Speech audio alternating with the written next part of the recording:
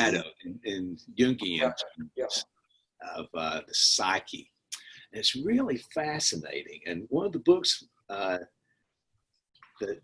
we're reading is by an author named Robert A. Johnson. And I thought I'd just refer to it here a little bit. I happen to have it handy.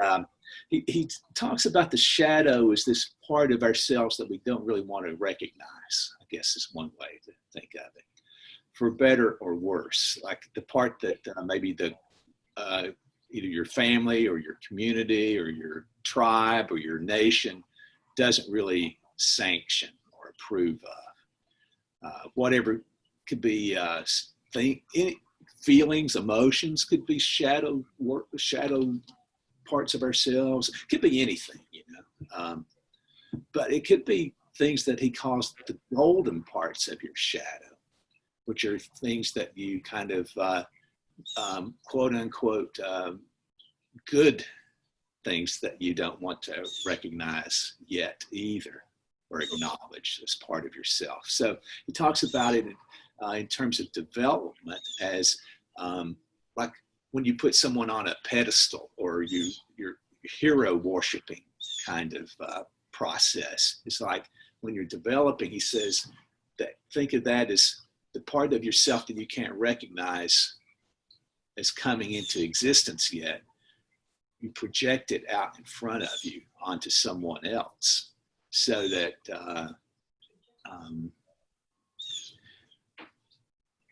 the person who's a couple of years older than you, maybe that when you're a teenager, you really idolize, or a sports hero or whatever, any kind of figure like that really becomes someone that you want to become, like people who wear sports jerseys with a number on it, for instance, that's kind of a hero worship. It's like, because that person's got something in that you aspire to, in some way.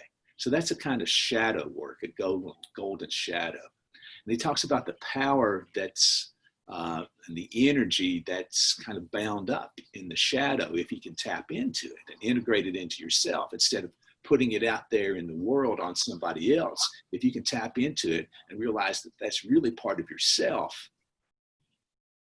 then you just really become more open to who you are at your core, and you can move with a lot more ease and freedom through your day, more or less.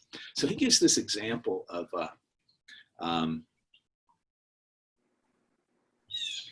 he says,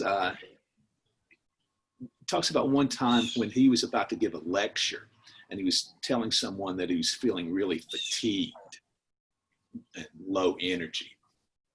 So I'll just read this one part. He says, a wise woman once showed me how to get more energy when I complained that I was exhausted before lecturing. She instructed me to go to a private room just before the talk, take a towel, dampen it so it would be very heavy, then throw the towel wrapped up into a ball at the floor as hard as I could. And he says, and shout, okay? I felt infinitely foolish doing this.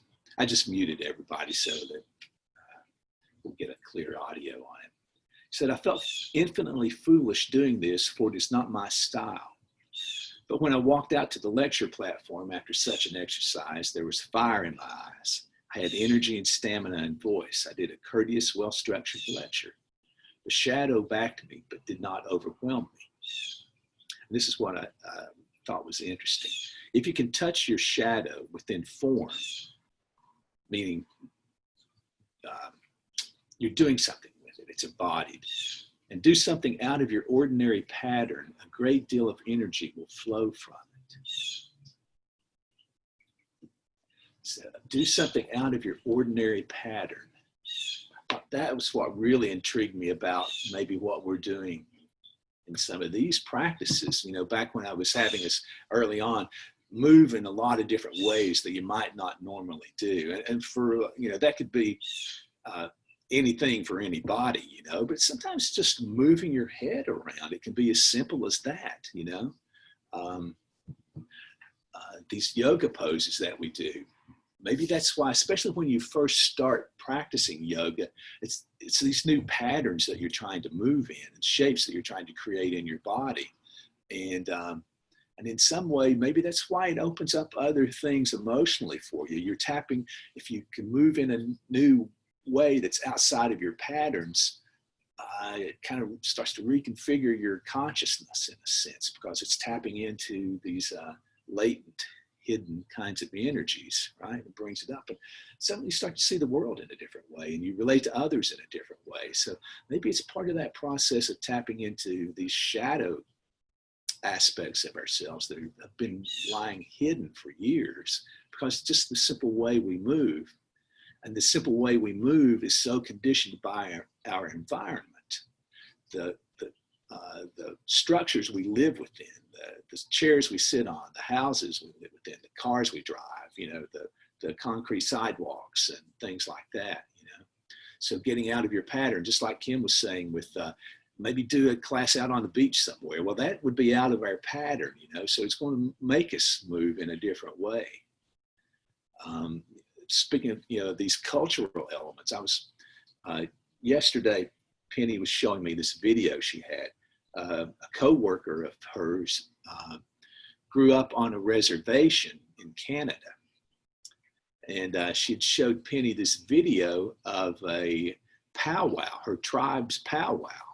And I was watching them dance in the powwow, It's like, wow, the way they moved was like, it's a tribal way for them, They've learned these dances, and it's like, I couldn't move like that because I've not grown up in that kind of environment, So for me to move like that, that would be totally out of my pattern. And I would almost have to become somebody else in order to move like that, Just the way that they were dancing and on one leg, and, the rhythms that they had, just the coordination. So you just think of how, we know how the brain is responsible for all these things that we do physically.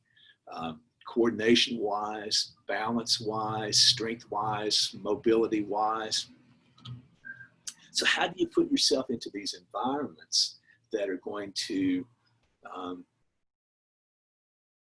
almost compel you to move outside your normal pattern? And then how does that free up this energy that's been bound up in your deep parts of your psyche? Those parts that you didn't want to recognize that had been suppressed for good reasons. And so you need to suppress that. That's what culture is, right? But what aspects of ourselves are out there in front of us that we are, the phrase I saw was, what was it? Emergent capacities. What are the emergent coming forth capacities that are just on the edge of cracking through the eggshell? How do you crack the eggshell to let this emergent capacity come out into the light of day? It's kind of a birthing process too, I guess. So